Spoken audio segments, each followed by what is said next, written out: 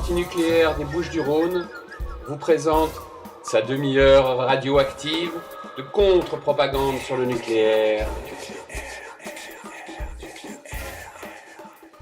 Vous êtes bien sur Radio Galère, dans la demi-heure radioactive, émission animée habituellement par le collectif antinucléaire des Bouches-du-Rhône les 2e et 4e mardis du mois, en direct à 14h15 et exceptionnellement aujourd'hui, jeudi.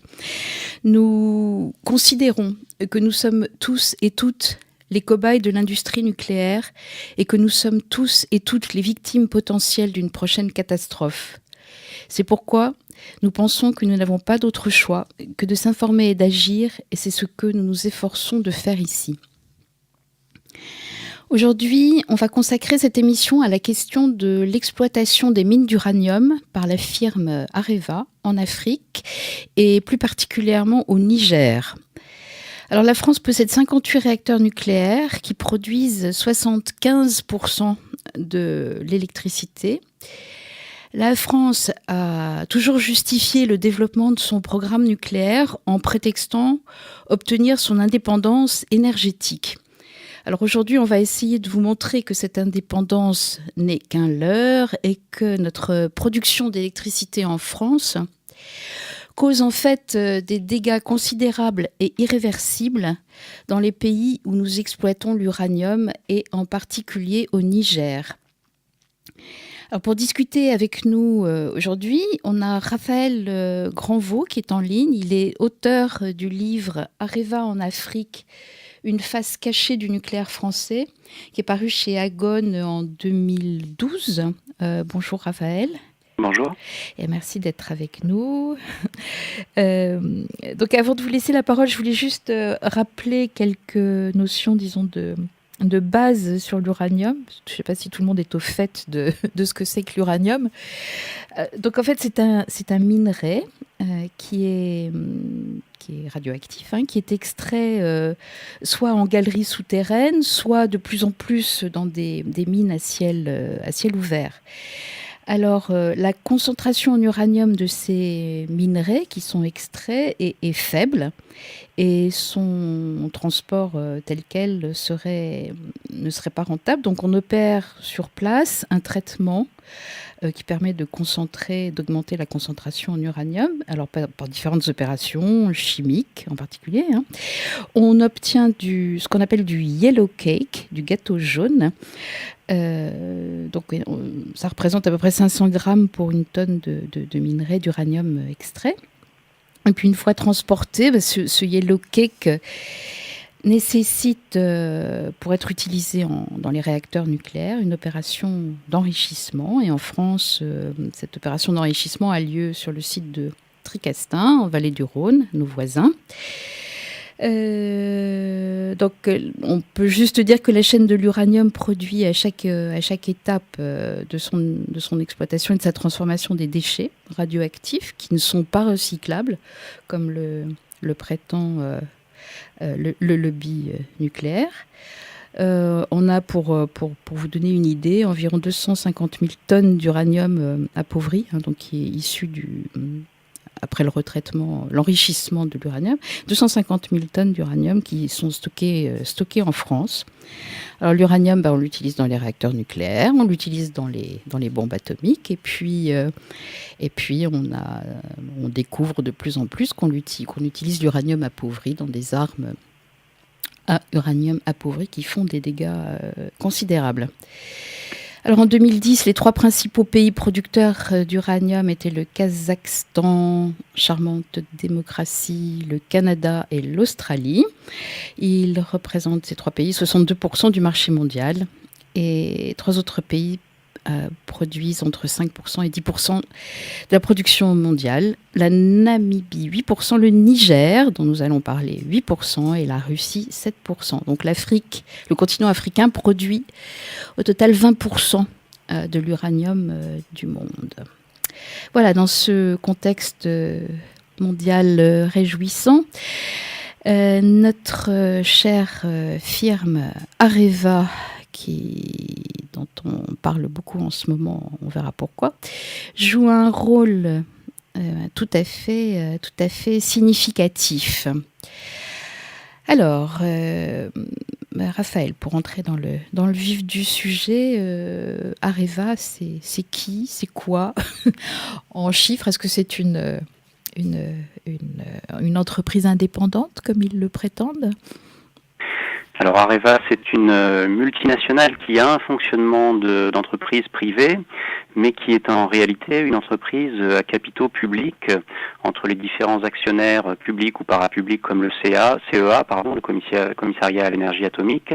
Ça fait à peu près 87% des fonds d'Areva qui sont d'origine publique, et il y a une autorité de contrôle de la firme qui comprend des représentants de l'État et qui sont théoriquement garants de l'activité qui est menée par la firme. D'accord, donc c'est notre argent en fait. Absolument. Voilà. En préambule, c'est bien notre argent dont il va s'agir. Donc Areva en fait maîtrisait, on peut dire, toute la chaîne du nucléaire. Oui, parce qu'elle a été fondée par la fusion de différentes entreprises.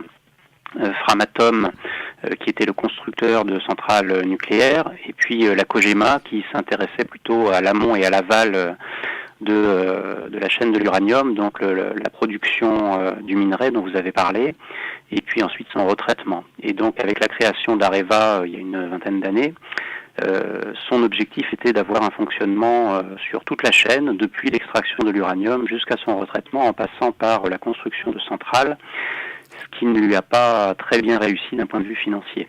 Oui, on verra ça, en particulier le fiasco de l'EPR en Finlande. Bien, alors, on peut dire qu'il y a eu en fait deux époques, deux périodes, deux pics dans la demande d'uranium. Dans l'histoire, il y a eu les années 50 et puis il y a eu les années 70. Est-ce que vous pouvez nous parler un peu de ces contextes particuliers et puis de comment Areva, enfin la France en a profité pour aller exploiter dans tous les sens du terme, en particulier le continent africain? Oui. La première période correspond à la volonté de la France de se doter de l'arme atomique. Donc au départ, c'est une vocation militaire, avec la création après la Seconde Guerre mondiale, du commissariat à l'énergie atomique. Et puis la deuxième période dont vous parlez correspond plutôt à une vocation civile du nucléaire, avec le parc démesuré de centrales nucléaires dont la France s'est dotée dans les années 70.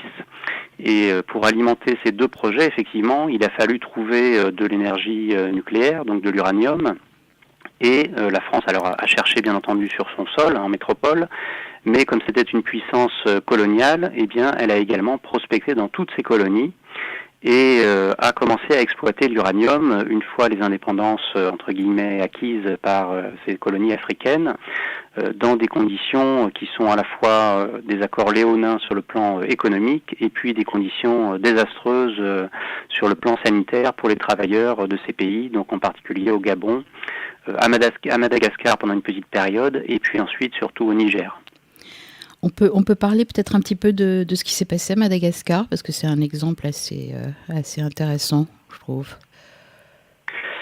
Oui, alors ça a été une des terres, on va dire, de prospection, une des premières terres de prospection, qui contribue peut-être à expliquer également l'intérêt stratégique, c'est pas le seul, mais l'intérêt stratégique que le pays représentait aux yeux de la France après la Seconde Guerre mondiale, et qui explique aussi peut-être l'énorme répression sanglante qui a eu lieu en 1947 face aux velléités indépendantistes de certaines élites locales.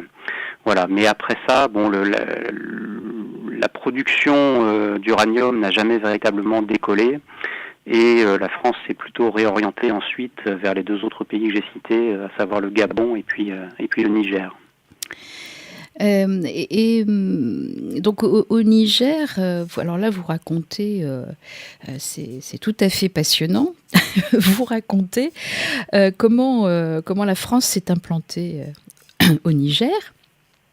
Et avec les magouilles et la corruption, on se doute bien que ça existe, mais là, vous l'expliquez très très clairement. Et donc, ça s'est fait au prix de soutiens vraiment successifs à des régimes non démocratique. Je vais vous laisser parler parce que je suis en train de m'étouffer.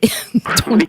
Alors, avant de parler d'éventuelles magouilles ou de mécanismes officieux, il y a également et prioritairement même des mécanismes officiels qui régissent les relations entre la France et les anciennes colonies. La France, lorsqu'elle accorde les indépendances à ces anciennes colonies africaines dans les années 60, elle le fait en échange de la signature d'un certain nombre d'accords de coopération dans des domaines très variés et en particulier dans le domaine militaire. Et bizarrement, dans les accords militaires, les accords de défense militaire qui sont signés, eh bien, certains sont signés avec des clauses secrètes qui sont de nature économique et qui prévoient un approvisionnement préférentiel de l'ancienne métropole dans les matières dites d'importance stratégique, donc hydrocarbures et matières nucléaires. Et pour le cas du Niger, eh bien, c'est cet accord qui va s'appliquer au départ, qui veut que le Niger réserve sa production par préférence à la France et bien évidemment à des coûts extrêmement réduits. Et elle le fait en échange d'un soutien militaire au régime qui accepte comme ça de fournir leurs ressources à l'ancienne métropole. Donc c'est valable pour le Gabon, pour le Niger, pour quelques autres pays. Et ça va fonctionner au Niger jusque dans les années 70.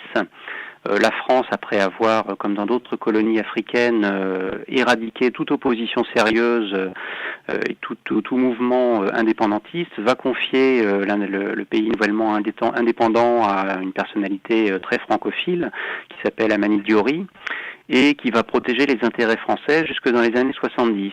Et puis, à partir du moment où les mines vont commencer à rentrer en production, eh bien, cet Amani Diori va avoir une sorte de sursaut nationaliste et va vouloir renégocier les conventions qui le lient à la France pour l'exploitation et pour la rémunération, notamment de l'uranium qui est extrait sur son sol. Et bien mal lui en a pris, puisque en plein round de négociation, entre deux rounds de négociation avec la France, eh bien, il sera malheureusement déposé par des militaires de son pays, lesquels entretenaient des relations assez étroites avec les militaires, les services secrets et les réseaux focards. Donc voilà comment commence l'exploitation. Et puis ensuite, le Niger va donc connaître une période de dictature militaire assez longue, pendant laquelle les intérêts français ne seront plus dérangés. Et ensuite, il y a un autre exemple là, que vous citez que je trouve très très intéressant. Là, c'est beaucoup plus récent. C'est à la fin des années 2000, sur le soutien de Nicolas Sarkozy au président nigérien Tanja, et puis son soutien, et puis après l'abandon par la France. Donc on dispose en fait des dirigeants. C'est la véritable ingérence dans la politique intérieure, ça. Oui, alors là on fait un bond dans le temps, mais la logique est restée plus ou moins similaire. Même passé la période de la guerre froide et les périodes de démocratisation qu'ont connu un certain nombre de pays africains, y compris le Niger, malgré ensuite quelques putschs dans le pays. Enfin, l'histoire militaro-civile du Niger est assez compliquée, mais en tout cas l'ingérence française n'a jamais cessé, et ingérence économique, ingérence militaire, ingérence politique. Et au milieu des années 2000, on est effectivement dans une période où Areva estime qu'il lui faut absolument doubler, voire tripler sa production d'uranium dans le monde. Elle envisage de développer les constructions de centrales un peu partout. Enfin, elle espère en tout cas. Et il lui faut donc assurer l'approvisionnement en minerais pour ses futures centrales. Et au Niger, elle convoite une mine très importante du point de vue de ses réserves, qui contiendrait près de 200 000 tonnes d'uranium, et qui est la mine d'Imouraren. Oui.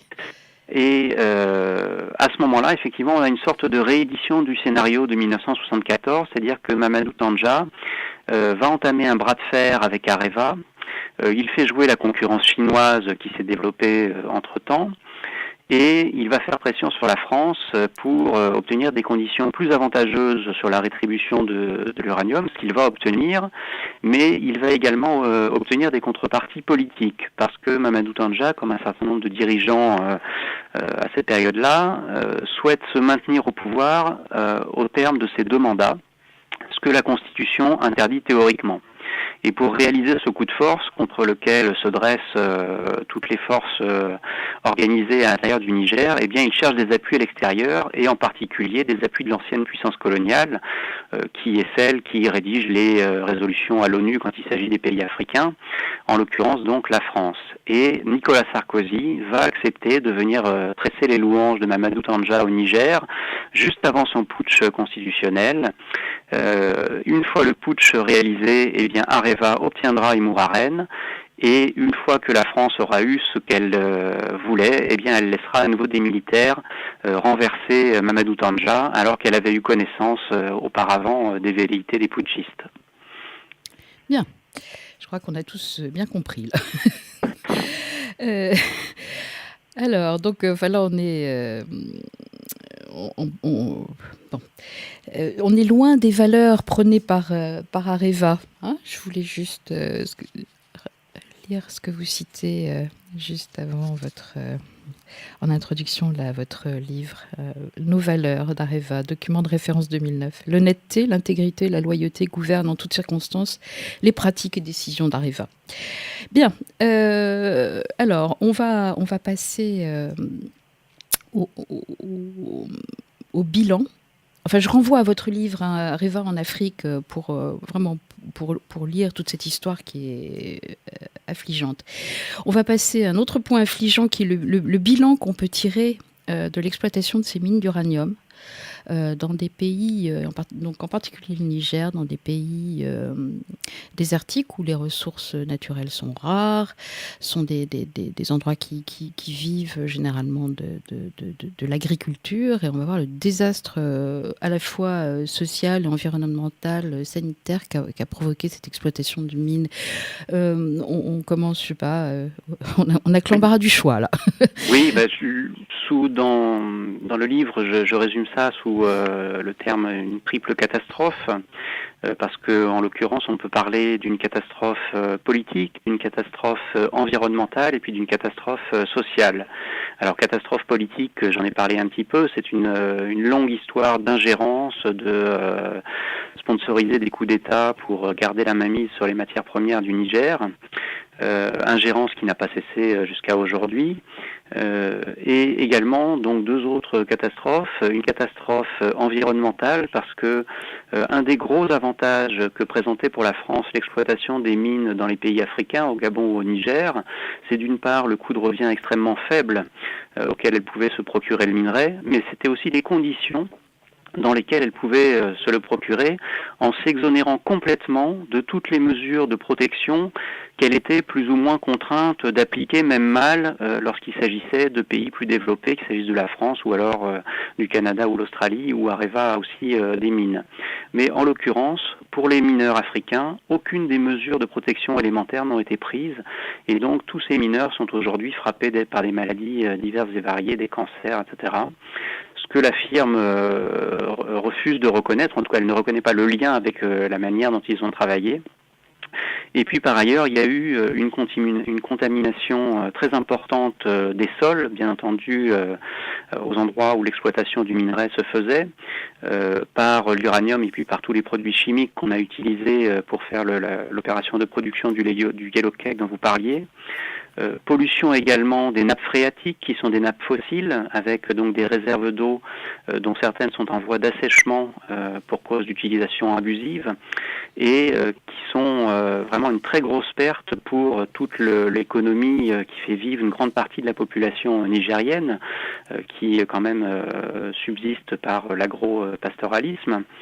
Et puis une pollution également de l'air, puisque cette production d'uranium dégage beaucoup d'un gaz toxique qui s'appelle le radon, qui a une durée d'existence assez brève, donc qui contamine les personnes qui sont relativement proches, mais qui ensuite se décompose en plusieurs métaux lourds qui vont à leur tour venir polluer les sols. Bon, il y a des rapports très complets qui ont été réalisés sur le sujet, notamment par la CRIRAD, et qui documentent véritablement très en profondeur cette catastrophe environnementale que Areva continue à nier de manière persistante. Et puis la troisième catastrophe, c'est une catastrophe sociale. Alors catastrophe sociale pour l'instant essentiellement au Gabon, qu'on a vu au moment où Areva, dans les années 2000, a fermé sa mine. avec un gigantesque plan social à la clé. Et ce qui jusqu'à présent était une petite ville minière florissante est devenu du jour au lendemain une ville fantôme avec des populations laissées à l'abandon. Et il y a de fortes chances que ce scénario qu'on a vu au Gabon se reproduise au Niger prochainement, puisque les réserves de la mine d'Arlit ne sont pas inépuisables, que la mine d'Imouraren dont on parlait tout à l'heure ne sera finalement pas mise en exploitation, car jugée insuffisamment rentable, malgré tous les investissements colossaux qui ont été faits. Et donc les populations sur place seront vraisemblablement purement et simplement laissées à l'abandon quand Areva n'aura plus besoin d'elles. La ville d'Arlit, qui est à côté de la mine, il faut préciser, c'est quand même 80 000 habitants, c'est ça ? Oui. Et ça a été créé de toutes pièces. Oui, c'est une ville champignon en plein désert qui n'existerait pas s'il n'y avait pas l'industrie minière. Donc quand la mine s'arrêtera, ces gens deviendront... La ville va mourir, tout simplement. Et les gens iront... iront grossir les bidonvilles. Voilà, oui. Il faut aussi peut-être préciser que le Niger, malgré toutes ses ressources, je ne fais pas la promotion de l'uranium, ça on l'aura compris, mais est un pays très pauvre. Absolument, oui. C'est un pays qui est toujours classé dans les derniers, quand on prend la classification du PNUD avec un certain nombre de critères, que ce soit l'éducation, les ressources par famille, l'accès à l'eau, à la santé, etc. Il est très régulièrement classé dans les 3 pays les plus pauvres de la planète, alors qu'effectivement, il a un sous-sol qui dispose d'une richesse considérable, sinon d'un point de vue économique, parce que l'uranium non traité n'est pas payé très cher, mais d'un point de vue stratégique en tout cas, et donc qui n'est pas rémunéré à sa juste valeur. Et on estime, les ONG sur place et puis un certain nombre d'organisations non gouvernementales internationales estiment que le Niger aurait grosso modo bénéficié d'à peine plus de 12% de la valeur de l'uranium qui a été produit sur son sol et lequel, je l'ai dit, n'est pas payé très cher. Donc vraiment une situation très défavorable pour lui, avec toujours une participation extrêmement minoritaire dans les mines qui sont exploitées et donc extrêmement peu de retombées pour le budget nigérien. Vous citez aussi les chiffres de l'endettement du Niger. 30% du budget d'État et par rapport à 20% sur les budgets sociaux. Donc c'est 30% du budget d'État d'endettement. Cette dette, c'est la faute de la France. Alors, c'est pas exclusivement la faute de la France, parce que là, on retrouve des mécanismes qui sont propres à d'autres pays africains qui se sont endettés joyeusement dans les années 60-70 à l'instigation du FMI et de la Banque mondiale et des bailleurs de fonds internationaux qui ne savaient plus quoi faire de leur devise. Et puis, quand le prix des matières premières a chuté et que, à l'inverse, le prix des taux d'intérêt, puisque c'est des taux variables, a augmenté, tous ces pays se sont trouvés pris à la gorge. Bon, c'est des mécanismes qui sont bien décrits par des associations comme le CADTM, le Comité pour l'abolition de la dette du tiers-monde. Et le Niger, effectivement, n'a pas fait exception. Et aujourd'hui, il y a un autre mécanisme qui vient gréver le budget nigérien, c'est qu'il est engagé aux côtés de la France dans la lutte, dans la guerre contre le terrorisme. Et une grande partie du budget maintenant va à des dépenses d'armement au détriment des budgets sociaux qui étaient déjà extrêmement faibles, avec des effets pervers, c'est que les populations qui se retrouvent encore plus démunies, pour certaines d'entre elles, vont aller grossir les rangs des djihadistes que l'on prétend combattre de cette manière. Ce qui permet de conserver des militaires français sur place. Et il y a effectivement des militaires français sur place pour encadrer l'armée nigérienne pour une part. La France dispose également d'une base dédiée au renseignement au Niger qui comprend à peu près 300 hommes sur laquelle elle a ses drones. Et puis il y a également des militaires dont le rôle est de surveiller les mines d'uranium d'Areva. Bien. Alors, Areva a fait la une là, des journaux, des médias. Areva, c'est la faillite.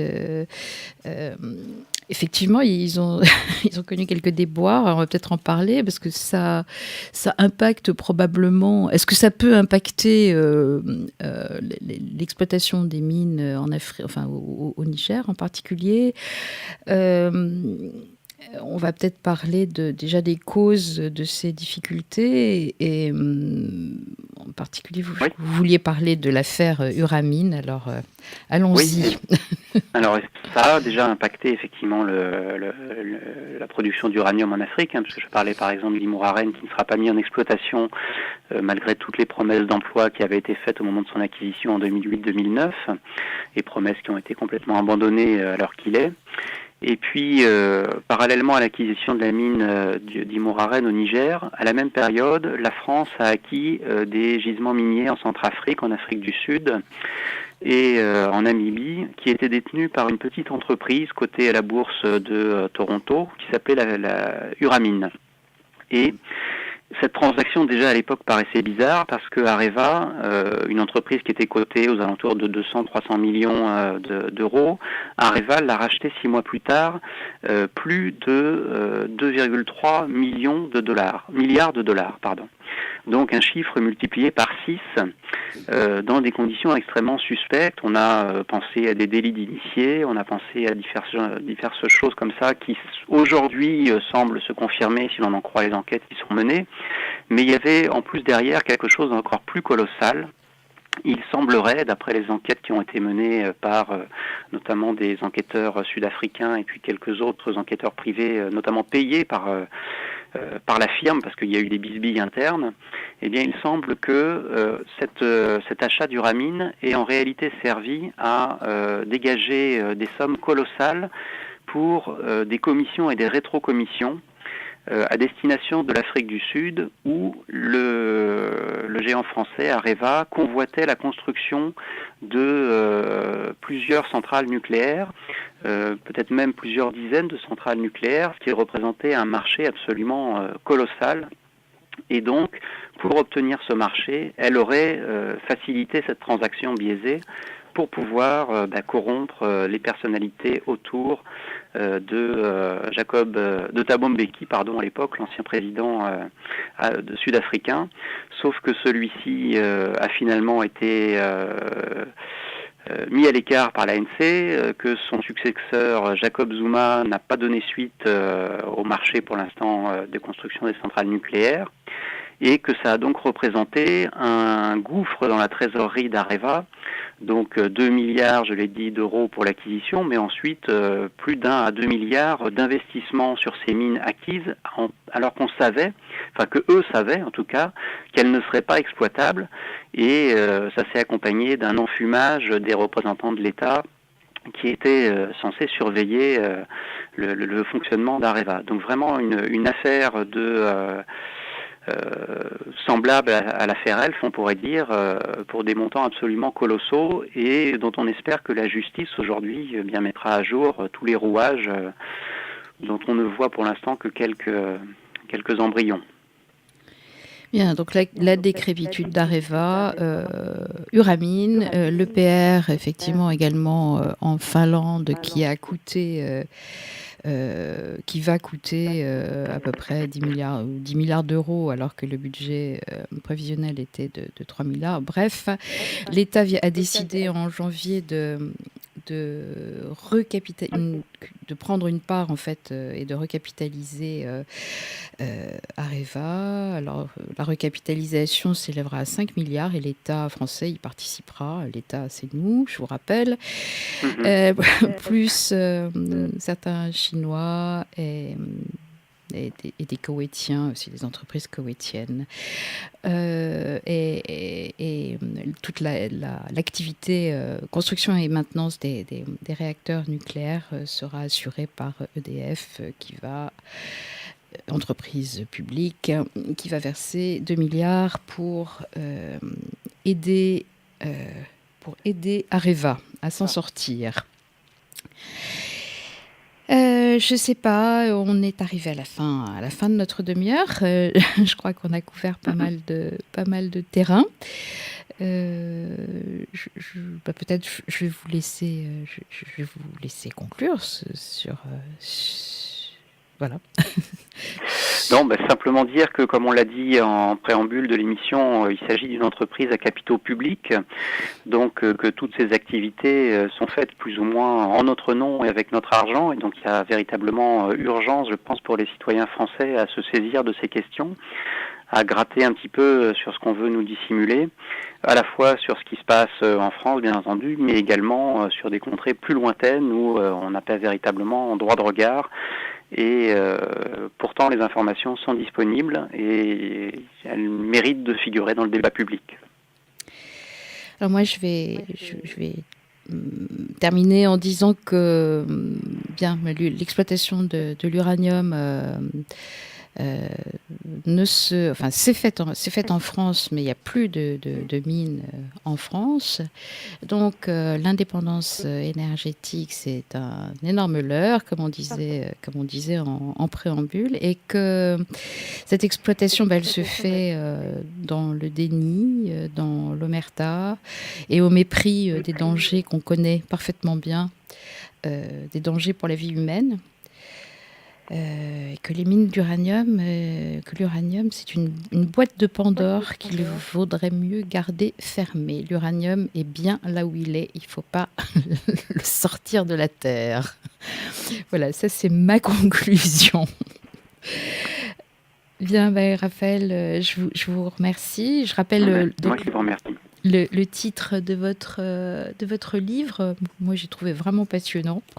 Ça s'appelle Areva en Afrique, une face cachée du nucléaire français, chez Agone, dans les dossiers noirs, paru en 2012. Je vais remercier Sidi à la technique et puis vous rappeler que vous pouvez retrouver toutes nos émissions de contre-propagande sur le nucléaire. On anime cette émission depuis 5 ans maintenant. Tous les 15 jours, on essaye de s'y tenir. Et vous pouvez retrouver toutes ces émissions sur notre blog collectif antinucléaire 13 wordpress.com. Voilà. Merci Radio Galère. À bientôt. Merci Raphaël. Merci.